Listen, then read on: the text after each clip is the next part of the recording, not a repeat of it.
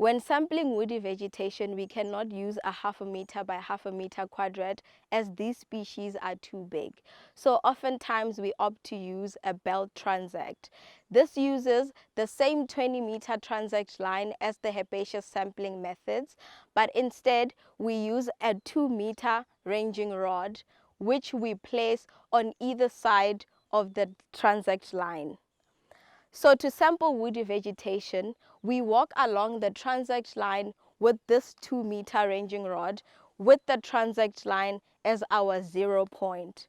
So walking along the transect line, each woody plant that falls within this 2 meters is counted. And whichever plant falls outside of the 2 meters is not counted in the sampling plot. We have learned about the belt transect method that we use to sample trees. I am going to demonstrate to you how we sample trees using this method. The first thing that we're going to do is to measure the distance from the beginning of our line transect to see where our tree is located. In this particular case, our tree is located 5 meters away from the transect.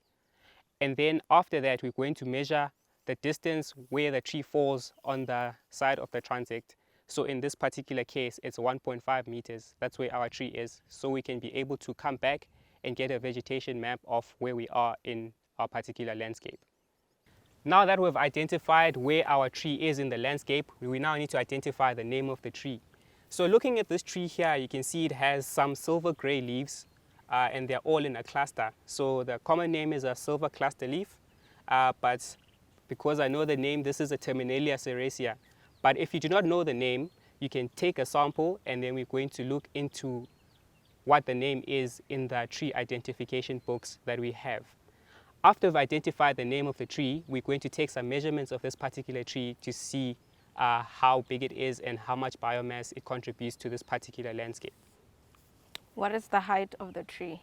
So to measure the height of the tree, we're also going to use a ranging rod, which is 2 meters high. I'm going to place it here in the ground to measure the tree. As you can see, the tree is taller than the ranging rod, so we're going to estimate the height. I'm going to mark it there, and I'm going to use a ranging rod again to measure, and it's 2 ranging rods high, which is 4 meters. Next, we're going to measure the canopy diameter. To measure the canopy diameter, we're going to take 2 measurements of the canopy. So one across the tree and one perpendicular as well to the first measurement. So to get that, we're first going to measure this way, and this is about 2 meters. And then we're going to take another measurement perpendicular to the tree, which is also another 2 meters. In order to measure the circumference of the tree, we're going to use a tape measure instead of a ranging rod.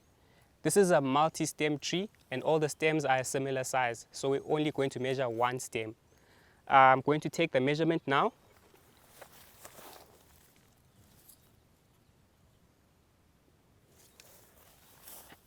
And our stem is 10 centimeters. And we're going to multiply that by the number of stems that we have. And we have 5 stems, which means our circumference is 50 centimeters. Next, we're going to check if this plant has been browsed by Wow. Okay, it's fine. Let's start from next. We're going to. Okay. I'll just put a transition there just to hide that cut. Okay. Next, we're going to check if this plant has been browsed by either mammals or insects. We're going to look for bite marks on this tree. And if we look closely, most of the leaves do not have any bite marks, but you have some of the leaves that have little bite marks. And it's not very clear, but there are some insects that are on this tree. So there is some insect herbivory happening on this particular tree.